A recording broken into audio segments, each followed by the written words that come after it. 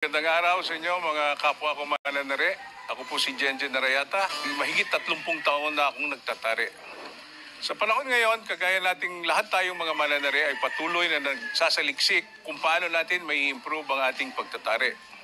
Una sa lahat, ang gusto natin kung high point, midpoint, or low point.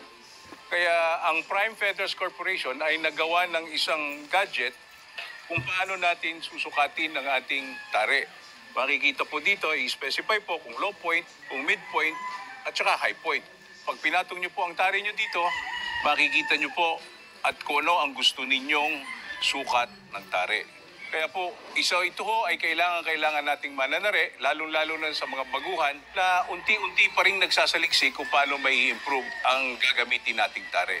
Base ho sa ating kursunada. Yung mga veteranong mananari, kagaya ko, 30 taon na nga ang sabi ko sa inyo na nagtatari, ay patuloy po rin ang paghahanap ko ng tamang bakal na gagamitin natin.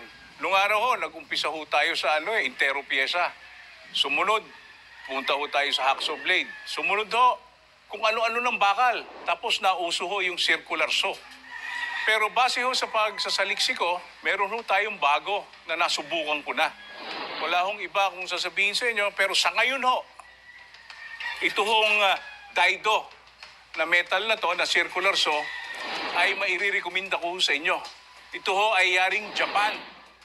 At nagamit ko na ho ito, na-testing ko na ho. Una, ang bilis hong tumalas, pero matagal pumurol.